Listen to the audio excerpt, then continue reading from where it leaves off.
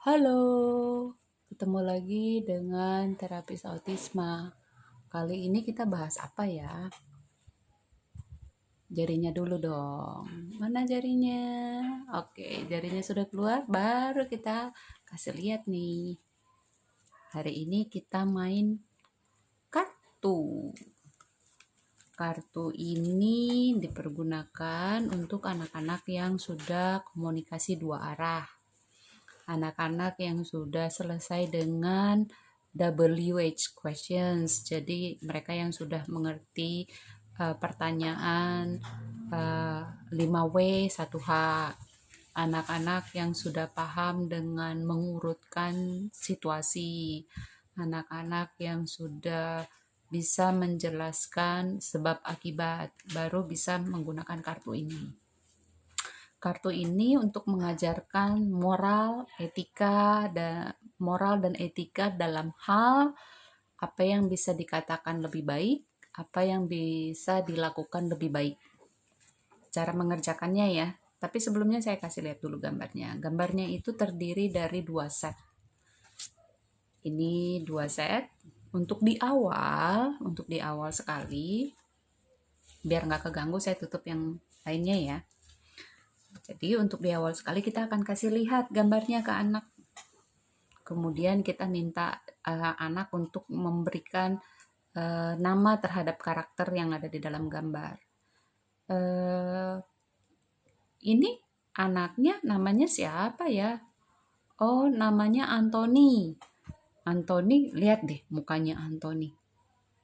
Merengut. Coba lihat, ini juga Anthony juga nih. Tapi mukanya tersenyum ya. Kira-kira kalau misalnya nih mamanya Anthony bilang, Anthony, kita main dengan kuas yuk, kita melukis yuk.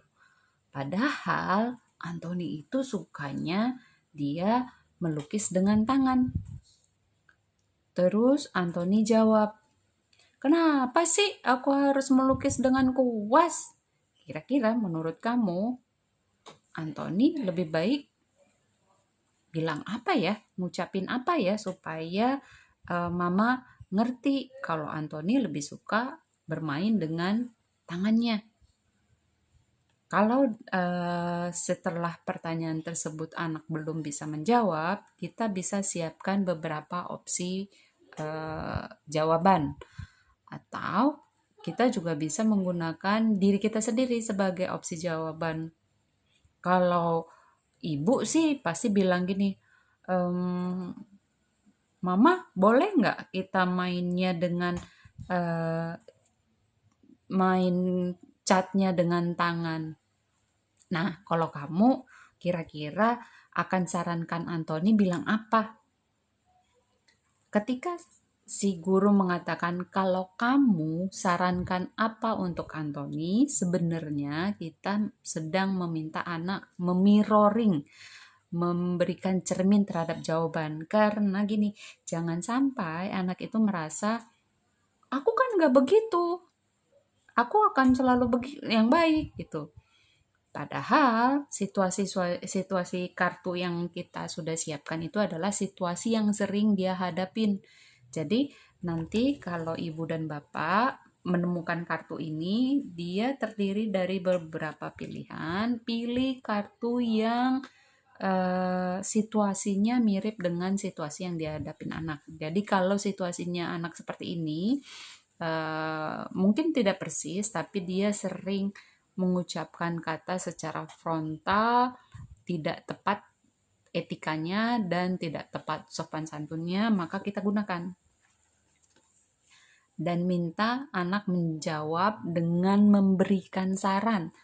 Kira-kira kamu saranin Anthony bilang apa ya? Mungkin dia bisa bilang, main catnya pakai tangan aja, Bu, Ma, Umi, atau siapapun yang anak prefer untuk memanggil ibunya, orang tuanya. Coba lagi, tadi kan Bu Guru bilangnya begitu, coba lagi yang lain, coba apa kira-kira kamu saranin Anthony apa? Apa ya? Ketika anak bilang, "Apa ya?" Jangan disela, berikan kesempatan anak untuk menjawab.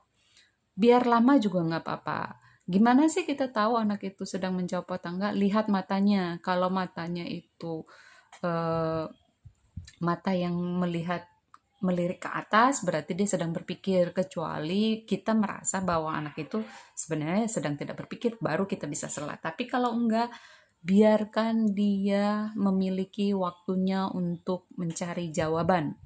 Jadi nggak usah buru-buru. Apa ya? Mungkin aku bawain aja catnya dan mainin, kasih lihat mama cara mainin dengan tangan. Itu boleh. Jadi ketika kita minta apa yang mungkin anak katakan dan dia masuk masuk dengan apa yang mungkin dia lakukan, itu boleh. Karena kartu ini eh, kartu sopan santun, apa yang bisa dikatakan atau apa yang bisa dilakukan. Oke, saya kasih lihat gambar apa yang bisa dilakukan. Kita akan tanya ke anak atau kita akan minta anak untuk mendeskripsikan situasi dalam kartu. Kita mulai dengan menanyakan karakternya. Anak yang rambutnya hitam namanya siapa ya? Michael. Yang rambutnya putih sedikit keriting siapa namanya? Namanya Jacob. Michael dan Jacob. Michael dan Jacob lagi main. Tapi lihat nih, mukanya Michael. Mukanya Michael sepertinya kesel ya. Yang ini mukanya Michael senang.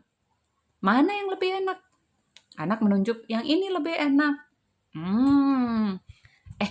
Kalau situasinya si Michael nih sebenarnya lagi pengen main nih kayak di kartu yang ini, kamu akan sarankan dia ngapain?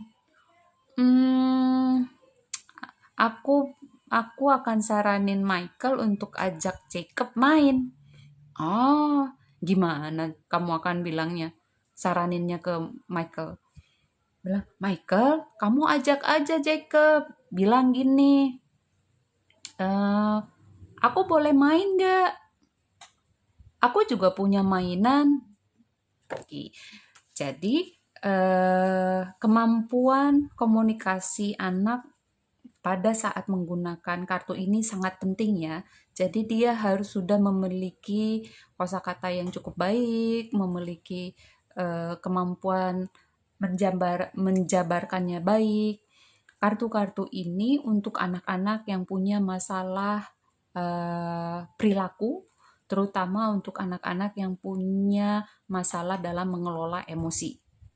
Oke, mungkin terlihat rumit, tapi ketika kita menjalankannya dengan pelan, eh, dengan tidak terburu-buru, kemudian targetnya yang jelas ke anak, ini akan lebih menyenangkan dan ini akan lebih masuk ke anak daripada kita menjelaskan apa yang boleh dan tidak boleh.